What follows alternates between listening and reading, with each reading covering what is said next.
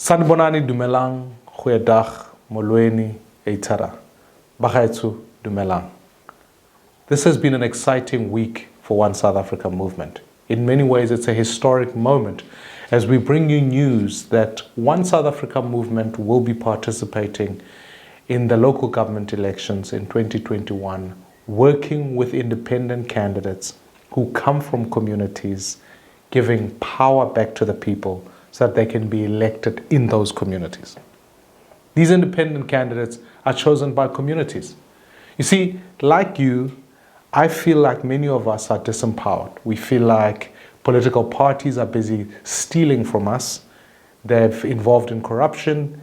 In many communities, they're failing to deliver.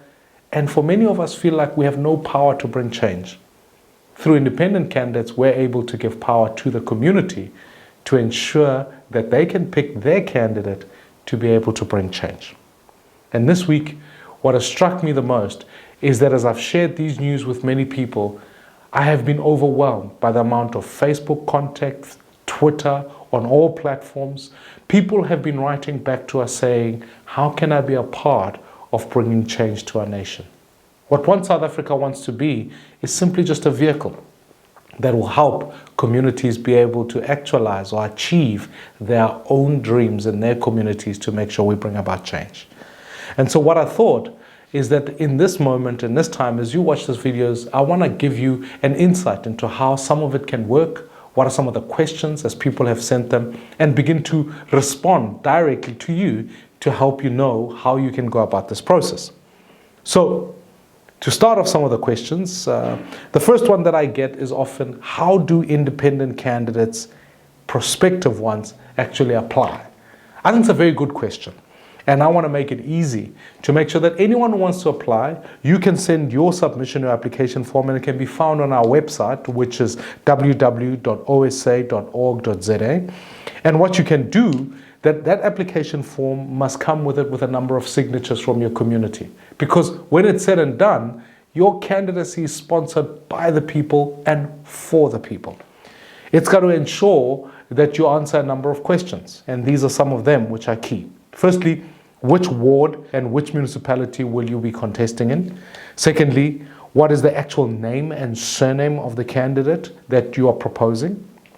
And why would this candidate be the best person to represent the ward as its councillor? Furthermore, what is the independent candidate's campaign plan? Fifthly, and lastly, what are the organizations or community groupings that represent in the ward that One South Africa movement can partner with and support for the independent candidate? Let me just say this to you, that all submissions will close on the 1st of March 2021. It's important that we can go through vetting processes, ensure that we know who we're talking about.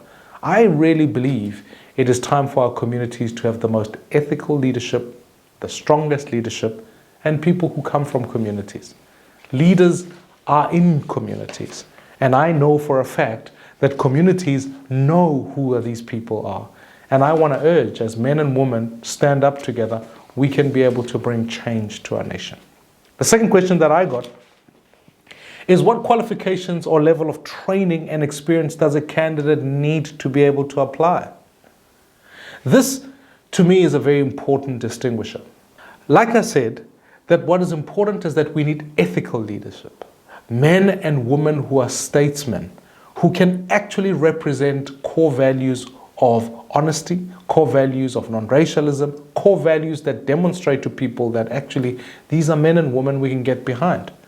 So ultimately, when it comes to this question of what qualifications, what OSA will be doing is offering training and equipping of these individuals to become strong leaders and strong statesmen and stateswomen. Once these are selected, the candidates will be trained by a school of governance and on how to be effective and accountable councillors who add value to their communities. Ultimately, these individuals ought to be recognizable to their communities. They must have evidence of potential support and ensure that they have a plan as to how they see their community developing, what ethical leadership they espouse, and ultimately, that these are people that must be held in high esteem in their communities. I am, like you, tired again of people being imposed by political parties, and then they leave the community they're meant to be living in. I want leaders who come from there and are trained up in that way. So I hope that clarifies that question for you. Next question. What will One South Africa movement offer a successful applicant? Well, because OSA offers the appropriate endorsement to the candidate, we are committed to partnering with them and supporting them by equipping and enabling them with infrastructure, campaign material, training, and access that will help them win their respective elections. We've already built a ground force of activists who will work with the candidate to ensure that we can mobilize communities. We can engage citizens on a day-to-day basis, ensuring that ultimately election day is a great success and accountability is effected beyond election day. I really believe that our job is to help South Africans use their constitutional power to bring accountability in communities. So when it's done, once these candidates are selected, they'll be and trained by a school of governance, they'll also be held accountable on an ongoing basis by the same school of governance to ensure that they deliver on the mandate given to them by their communities and the vision we hold and they hold for their respective cities. Next question. Why do prospective independents require OSA to run for elections? It's a very good question. And I think we've seen all across the country that independent candidates have been able to run. However, what has become quite clear is that the success rate has been low in many communities. What OSA wants to do is to be able to ensure that we assist them with resource, we assist them with message, with campaign support, so that ultimately they can achieve what they need to achieve. This is a bit like if you climb onto an Uber. Uber give you the standards as to what a car needs to look like, what does a clean car look like, how does driving take place. Yet Uber doesn't own that car. That car is used by the driver themselves, and they offer you the best service standards that Uber prescribe. And what we want to do through our pact is to be able to come back to communities and say, here's what the standards look like, here's what someone needs to do, and we can ensure that we give them that partnership. So once you see on your community that this candidate is endorsed by OSA, you can know that actually these are the standards they espouse, this is how they are going to respond to you, and you can hold them accountable for that. Next question. Will OSA back every single independent candidate? I want to say this to you. OSA will support the candidates it has trained and worked with. We support the principle of independence. However, it cannot be that we support every independent candidate across the country, because not only is it financially not prudent always, but we also are very conscious that there may be candidates who don't share our values and want to stand for something completely different. And therefore, we will not be able to partner and support with those. That's why we're beginning this process early enough so that we can identify the right men and women who we can work with, endorse, and be able to train and give them the appropriate support. Next question. Who will fund these candidates? Yes. And this has been a question that I've been asked a number of times, even by media companies, asking, actually, how will these people be funded? And I think it's important. What we've got to do is work in partnership with communities to raise the fundraising campaign for the respective candidate in their community. So who will fund these candidates? We want to work with candidates all across the country. And because of the history of our country, certain candidates come from fairly wealthy communities and other candidates come from fairly poor communities. What we want to encourage is for independent candidates to work with their community members, local businesses, faith-based organizations, NGOs, to be able to fund a campaign, so that ultimately there's direct funding and direct election and direct democracy in each community that takes place. I'm very conscious of the fact that there are certain communities that may not have the financial resources to do that. And that's why we've got to go across the country and as One South Africa movement be able to help those candidates and communities who may not have the financial resource to be able to run a campaign. So we will be able to assist in that regard and partner with the candidate in their community. If elected, What do independent candidates offer that is different to candidates from political parties? Here's the massive difference. I fundamentally believe in the principle of direct election and direct democracy. What political parties do is they impose a candidate on a community who often doesn't know what the needs of the community are, let alone what the plan for the community are. So what independent candidates do, they'll be trained in our school of governance, they will know what happens in their communities, and they'll be directly accountable to their community. So two things can then effectively happen. One, the community can give the candidate mandate so that when all the planning for the city is done, they ultimately contribute the mandate coming from their community without necessarily simply towing a line that a political party has given them. Secondly, if the candidate does not deliver on the mandate, the community have the power to remove them. They can literally sign a motion of no confidence, use the signatures to be able to remove that candidate. That to me is exactly where the power is. And when we create a coalition of independents, we can then be able to work on a vision for the city that in towns all across the country, people can work towards bringing that change. And at local government, I want to make sure the candidates are able to deliver the basic services, eradicate corruption, make sure our streets are safe, and build an actual community that works for all the citizens. So a question here says, how will independent candidates be held accountable following their election? This is a very important distinction. I think many of us are watching Zondo Commission, we're watching corrupt acts by people, and ultimately we feel disempowered. So we believe in the very principle of direct democracy and direct accountability.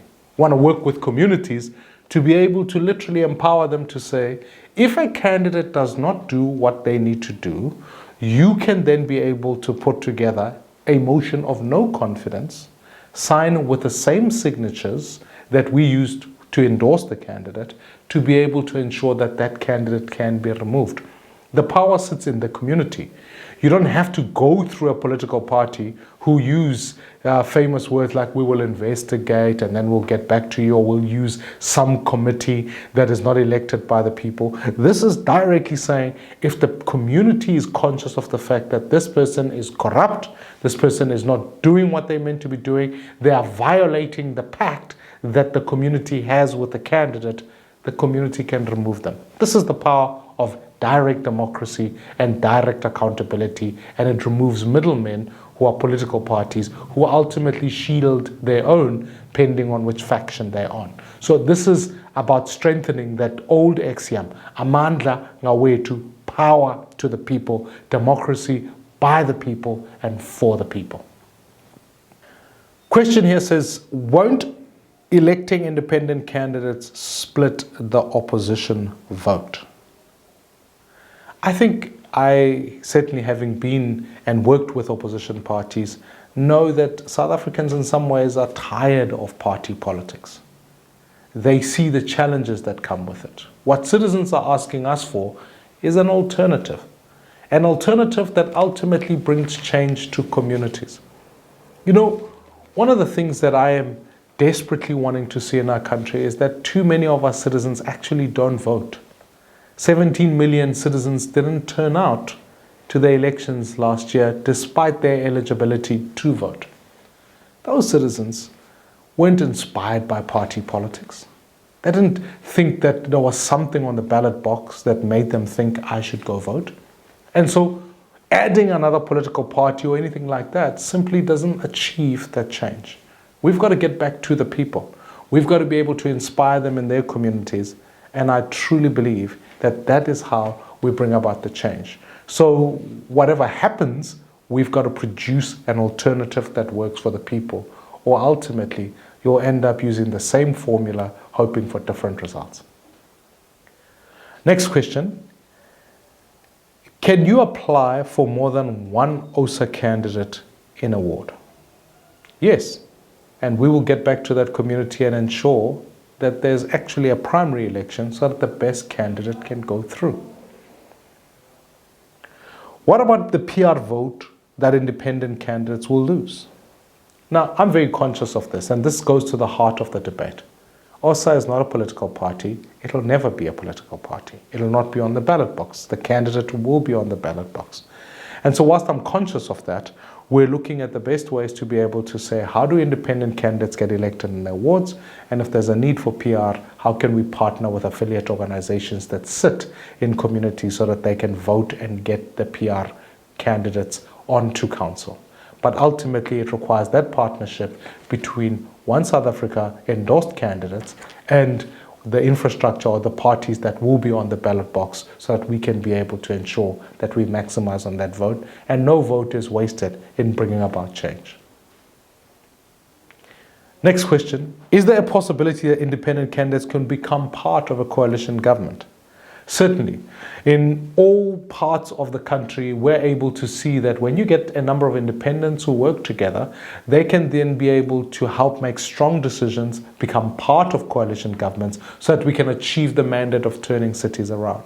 This is about change all across the country, and most certainly independent candidates and a grassroots-based movement is able to achieve the change that citizens themselves at home want and can work with. So absolutely, they can become part of coalition governments. In fact, I look forward to more towns being controlled independently, given power back to the people. That is the objective for 2021. Work with us to achieve that change. How will One South Africa movement measure community support for candidates? Well, we can go around to every community, be able to collect signatures of voters who are reflected on the voters' roll in that community, and we'll know whether the candidate is popular or not. It's not that they themselves have decided that they're popular, it's the signatures that come from their community that make it possible for them to be put on the ballot box, and ultimately for those people to be able to mobilize for them to be voted for. Will One South Africa movement be working with other organizations in supporting independent candidates?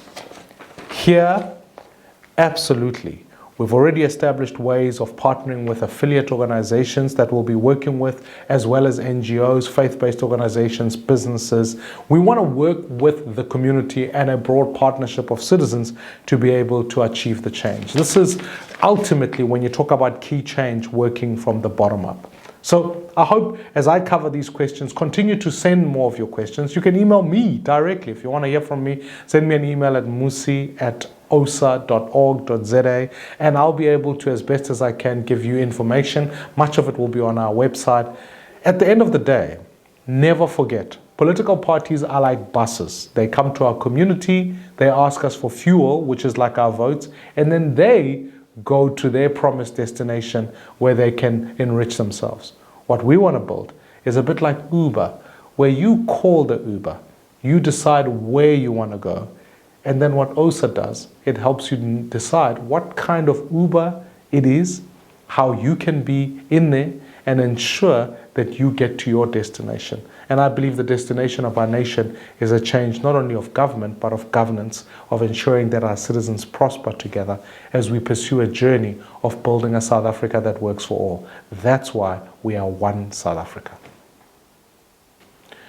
So just in closing, if you've got any further questions, please don't hesitate to visit our website, or you can certainly drop me an email. And ultimately, what we're doing is laying a foundation for South Africa's second transition. There's never been a greater moment in our nation than now. You can be a part of making history, and I truly believe this is that time. And all One South Africa is seeking to do is to work with the people.